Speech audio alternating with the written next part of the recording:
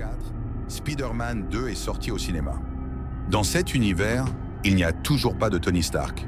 Et Peter Parker est toujours ce jeune homme pauvre qui se bat pour survivre. Au travail, son patron, qui n'a pas de fans pour l'aider, passe son temps à critiquer Spider-Man et même son job de livreur, qu'il avait trouvé récemment, lui échappe parce qu'il est souvent obligé de sauver la ville. À l'école, la situation n'est guère meilleure. Les professeurs le menacent de le renvoyer s'il continue à sécher les cours. Les responsabilités liées à sa vie de héros et à ses obligations quotidiennes rendent la vie de Peter très compliquée. Son ami Harry, après la mort de son père, devient de plus en plus instable, avec un caractère aussi imprévisible que celui de son père.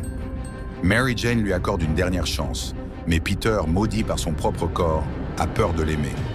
C'est alors qu'un scientifique du nom de Docteur, Otto Octavius, apparaît, prêt à aider Peter à résoudre ses problèmes.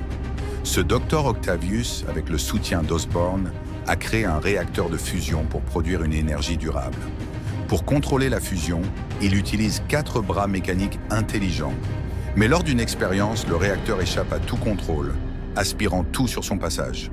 Dans sa peur de mourir sur place, Otto voit son dispositif de contrôle neurologique être détruit. Et c'est ainsi qu'Octopus, le grand méchant, fait son apparition. La situation de Peter devient de plus en plus difficile. Après sa première confrontation avec le docteur, Octopus, ses pouvoirs commencent à disparaître.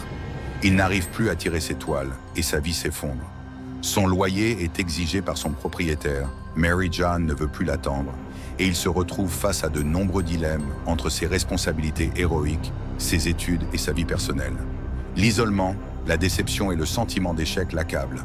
Mais après une période d'incertitude, Peter trouve enfin un certain soulagement dans sa vie de simple mortel. Il n'est plus en retard à ses cours. Il a du temps pour voir la pièce de théâtre de Mary Jane et il ose même lui avouer ses sentiments.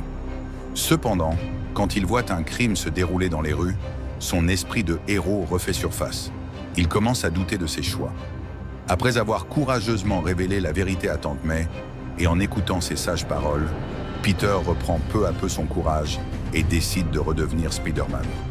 Tante May lui rappelle que parfois, pour être heureux, il faut sacrifier ce que l'on veut le plus, même ses rêves.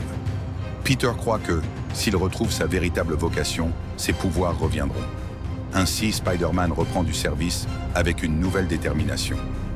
Mary Jane, toujours amoureuse de lui, lui donne une dernière chance.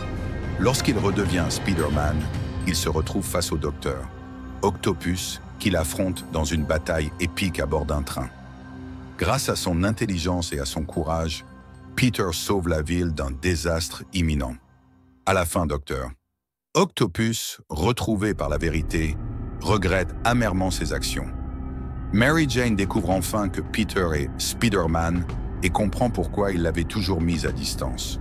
Le lendemain, lors de son mariage, elle court vers Peter, décidée à l'épouser et à vivre l'amour véritable.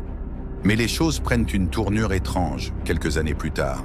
En 2007, Peter se retrouve avec Gwen Stacy et son histoire avec MJ semble déjà du passé. Mais lorsque Flint Marko, l'homme responsable de la mort de l'oncle Ben, refait surface, Peter ne peut plus se retenir. Le désir de vengeance le consume et il est attiré dans l'obscurité par un symbiote alien. Ce symbiote le transforme en un être tout-puissant et il devient pratiquement invincible. Mais l'obsession du pouvoir mène Peter à un chemin dangereux. Après avoir blessé MJ dans un accès de colère, il se rend compte de la gravité de ses erreurs. C'est ainsi qu'il se débarrasse du symbiote grâce aux vibrations d'une cloche. Ce geste, cependant, attire l'attention d'Eddie Brock, qui devient l'incarnation du dangereux Venom. Venom et Spider-Man s'affrontent dans un duel mémorable, et grâce à l'aide de Harry, Peter parvient finalement à vaincre Venom. Mais au prix d'un lourd sacrifice, Harry perd la vie en protégeant Peter. Dans cette trilogie, les personnages ne sont pas simplement bons ou mauvais, comme dans les autres films de super-héros. Ils sont plus complexes, avec leurs propres failles et motivations. À la fin, Peter trouve la rédemption, et malgré tout ce qu'il a traversé, il comprend que l'amour et le sacrifice sont les véritables clés de son rôle de héros. C'est ainsi que se termine cette belle saga, remplie d'émotions, d'actions et de moments inoubliables.